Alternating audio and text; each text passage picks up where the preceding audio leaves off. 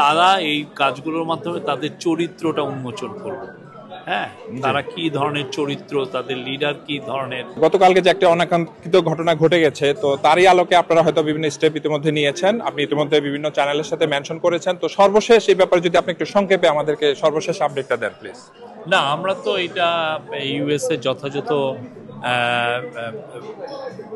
তাদের যে উপযুক্ত যে অথরিটি, তাদের সাথে আমরা কথা বলছি এই পুরো বিষয়টা নিয়ে, তাদেরকে জানানো হয়েছে, তারা ইনভেস্টিগেট করছে। আমরা আশা করছি এবং সেই আলোকে আমাদের এখানে সিকিউরিটিও স্টেপ আপ হয়েছে। এখন আওয়ামী লীগের এরা যে যে কাজগুলো করছে সেটা তো আমরা জানি, তার চেয়েও আরো খারাপ ওর কাজ করেছে। জুলাই আগস্টে ওরা বাচ্চা শিশুদেরকে তারা হত্যা করেছে। তো এই তুলনায় আক্তার তো ঠিকই বলেছে, তারা এগুলো তো আমরা কেউ এটার ভয় পাই নাকি। তো কথা হচ্ছে যে তারা এই কাজগুলোর মাধ্যমে তাদের চরিত্রটা উন্মোচন করবে। হ্যাঁ, তারা কি ধরনের চরিত্র, তাদের লিডার কি ধরনের।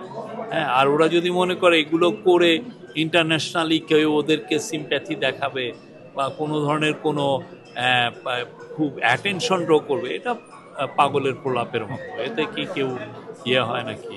যেটা বুঝেছে, যেটা এটার মাধ্যমে প্রমাণ হচ্ছে যে আওয়ামী লীগ বা তার কর্মীরা কি ধরনের, কোন লেভেলে নামতে পারেন।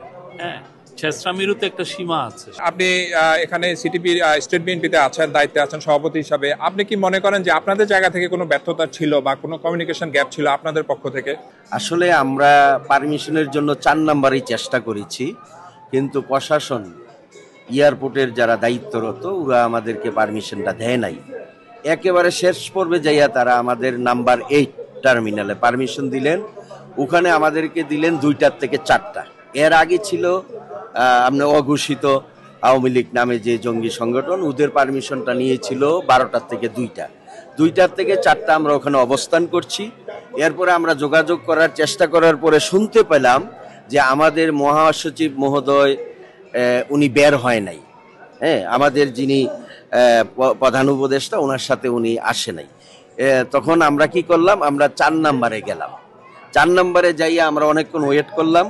আমাদের সাথে প্রায় 50-60 জন নেতাকর্মী ছিলেন। কিছুক্ষণ যাওয়ার পরে পুলিশ আমাদেরকে আর বেশিক্ষণ থাকতে দেয় নাই। তখন আমরা চেষ্টা করলাম থাকার জন্য, কোনো কমই তিনারা আমাদেরকে দেয় নাই। পরে আবার আমরা ব্যাক করে চলে গেলাম।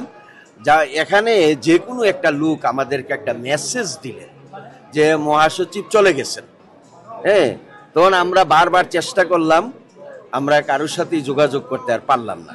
তখন আমরা ব্যাক করে চলে আসলাম। পুরো ব্যর্থতা বাংলাদেশ মিশনের, তারা আমাদেরকে কোঅপারেট করে নাই। তারপর যে শিডিউল আমাদেরকে হাইড করেছে। বিশেষ করে ওনারা বলেছেন যে উনি ডক্টর ইউনূসের সাথে চলে গেছেন। ঠিক না, ডক্টর ইউনূসের সাথে উনি চলে গেছেন।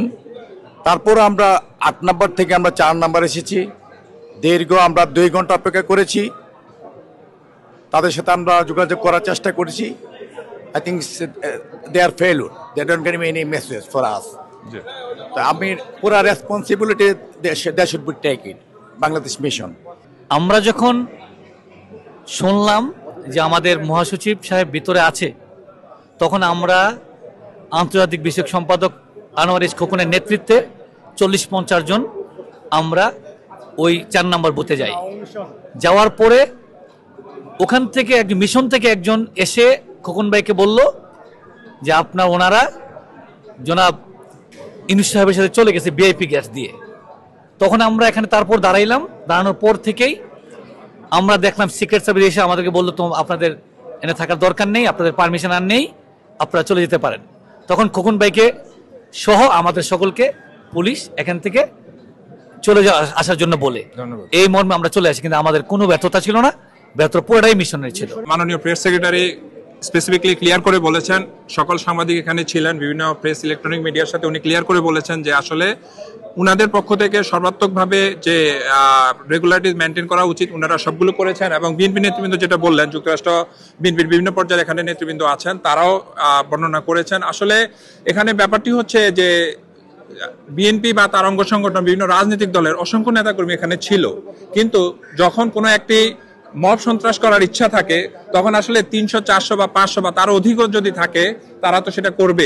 দূর থেকে একটা ডিম ছুটতে পারে বা পানির একটা বোতল ছুটতে পারে। এটা আসলে এই দেশে যেহেতু সকলের ফ্রিডম অফ এক্সপ্রেশন আছে, সকলে কথা বলতে পারে, প্রতিবাদ করতে পারে, তো সেই জায়গা থেকে আসলে এখানে যারা দায়িত্বপ্রাপ্ত আইন শৃঙ্খলা বাহিনীর কর্মরত যারা আছেন, তারা আসলে ওইভাবে কাউকে বাধা ওই অর্থে দেন না যে কেউ কথা বলতে পারবে না বা প্রতিবাদ করতে পারবে না। এখন যে দলটি এই কাজটি করেছে, আসলে মনে হচ্ছে যে প্রবাসের সকল পর্যায়ের মানুষ মনে করে এটা তাদের ব্যর্থতা, তারাই এটা আমাদের বাংলাদেশকে অপমানিত করেছে।